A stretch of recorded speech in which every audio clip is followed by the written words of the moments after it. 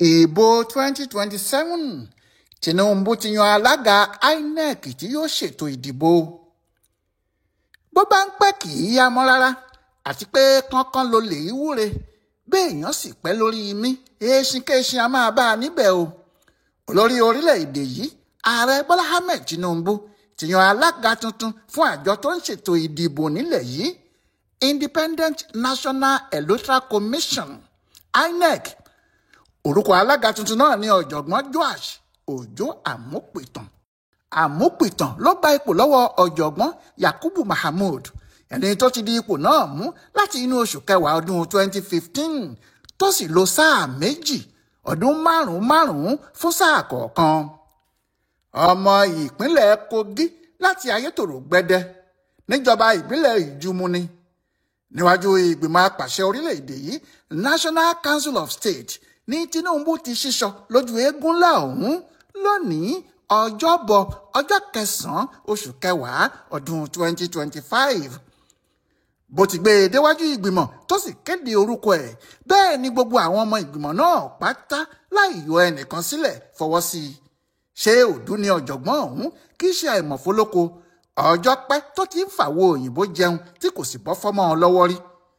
Bẹ́ẹ̀ ni wọ́n ní kì í ṣe olóṣèlú rárá, ó sì ṣeé ṣe kó jẹ́ ohun tó jẹ́ kí wọ́n mú un náà nìyẹn.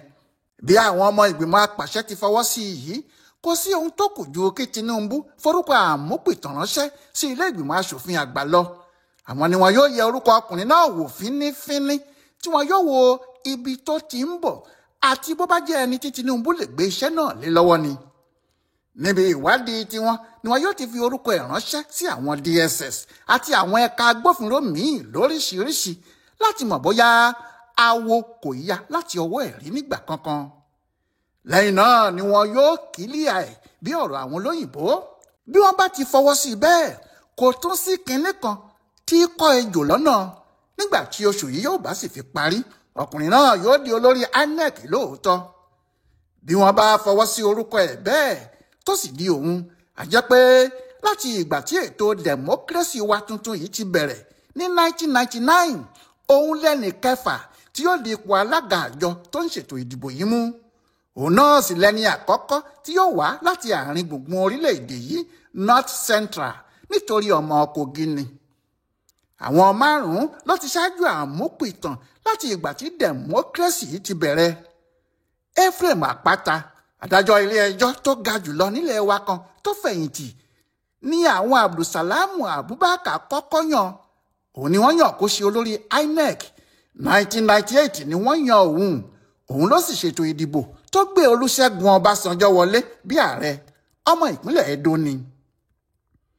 Ọbásanjọ́ ló yan alága INEC kejì, Abel Gwobadia. Ní 2000 ni Ọbásanjọ́ yàn. Òun náà ló sì ṣètò ìdìbò tó gbé Ọbásanjọ́ wọlé lẹ́ẹ̀kejì. Ọmọ ìpínlẹ̀ Edo lòun náà. Nínú oṣù kẹfà ní 2005, Ọbásanjọ́ tún yan ẹlòmíì bí alága INEC, Morris Iwu láti ìpínlẹ̀ Imo ni. Òun ló sì ṣètò ìdìbò 2007, ìbò tó gbé Umaru Yar'Adua wọlé. Lẹ́yìn náà ni Goodluck Jonathan yan Attahiru Jega nínú oṣù kẹfà ọdún 2010. Jega yìí ló sì ṣètò ìdìbò tó gbé Jonathan wọlé ní 2011.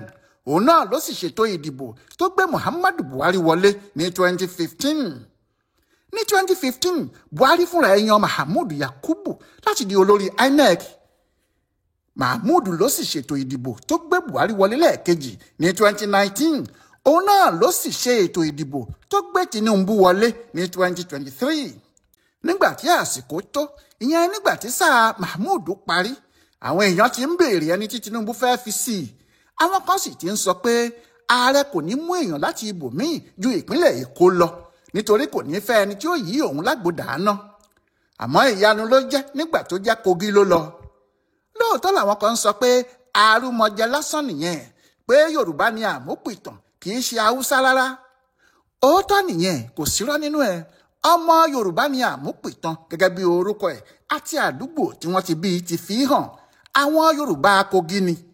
Àmọ́ nínú pínpín àwọn àdúgbò ní Nàìjíríà, Kogi kò sí lára ilẹ̀ Yorùbá. North Central ni wọ́n ń pè é, àárín gbùngbùn ilẹ̀ Haúsá. Nídìí èyí, àbòsí nìkan ni yóò wà níbẹ̀ nígbà tí ẹnìkan bá sọ pé ilẹ̀ Yorùbá ni Tinubu ti mú ẹni tó ṣe alága INEC. Láàrin ọjọ́ mẹ́ta tí Tinubu sì fi kéde àmúpìtàn yìí, àwọn èèyàn yìí kan náà ti bẹ̀rẹ̀ sí bínú. Ìyẹn nígbà tó jẹ́ obìnrin kan ló gba iṣẹ́ lọ́wọ́ Mahmood, ìyẹn May Agbamuṣe.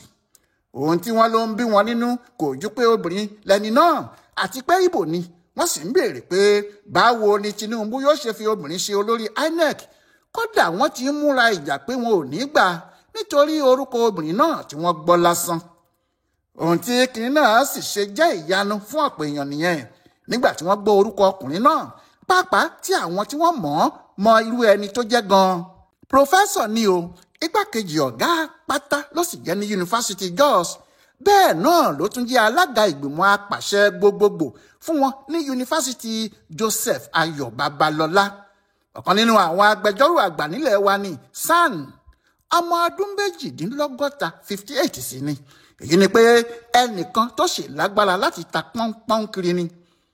Ọ̀pọ̀ ipò ńláńlá ló ti dìmú nídìí iṣẹ́ òfin yìí àti láwọn yunifásitì káàkiri.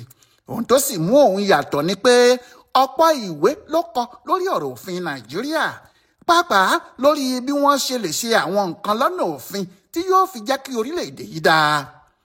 Ẹni bá mọ̀nà ló yẹ ká tẹ̀lé bí ọ̀rọ̀ àwọn mùsùlùmí. Ó ṣeé ṣe kó jẹ́ nítorí àwọn ohun tó ti kọ sílẹ̀ àti àwọn ohun tó ti gbé ṣe ní àwọn ibi tó ti ṣe ọ̀gá ló jẹ́ kí wọ́n gbé e dìde báyìí pé òun ni kó wá ṣe olórí INEC kó lè mú gbogbo àwọn ohun tó ti kọ sílẹ̀ sínú ìwé yìí ṣẹ. Lórí eléyìí o, ogunlọ́gọ̀ àwọn èèyàn ni wọ́n ti ń kan sára sí ààrẹ Tinubu pé ẹja ńlá ni ìwọ ẹ̀ gbé lódò. Gómìnà Usman Ododo, ẹni tí í ṣe gómìnà Kogi, ní bóyá ni ẹnìkan wà tó tún dáa tí Tinubu lè mú ju àmúpìtàn lọ. Ó ní ó dá òun lójú pé gbogbo ọmọ Nàìjíríà ni wọn yóò gbádùn ọkùnrin náà bẹ́ẹ̀ ìbò tí gbádùn sìgá tó, nítorí kò ní fi igbá kan bọ̀ kan nínú. Àwọn ìbò tí yóò ṣètò kò ní màgòmágó kankan. Bí èyí bá rí bẹ́ẹ̀ lóòótọ́ o, ọ̀pọ̀ ọmọ Nàìjíríà ni wọn yóò gbàlù tí wọn yóò sì máa jó. Ṣé kó tó di ọdún 2027 tí wọn yóò dìbò ààrẹ, àwọn ìbò ńláńlá kan wà tí yóò ṣáájú, pàápàá ìbò gómìnà Ọ̀ṣun àti ìbò gómìnà Èkìtì, níbi tí gbogbo ọmọ Nàìjíríà yóò ti rí iṣẹ́ tí olórí INEC tuntun yìí yóò ṣe àti irú àrà pẹ̀lú ìmọ̀ tó gbé wá. Àti ẹni tó ń ṣe àti àwọn tó ń ṣe Tinubu ti yan alága tuntun fún INEC o. Àyà ti wá bẹ́ sílẹ̀ ó bẹ́ sẹ́rẹ́ kí iṣẹ́ bẹ̀rẹ̀ lójú méjèèjì ni. Gbogbo Nàìjíríà ń wòran torí alágẹmọ ti bímọ ẹ̀wà yìí o.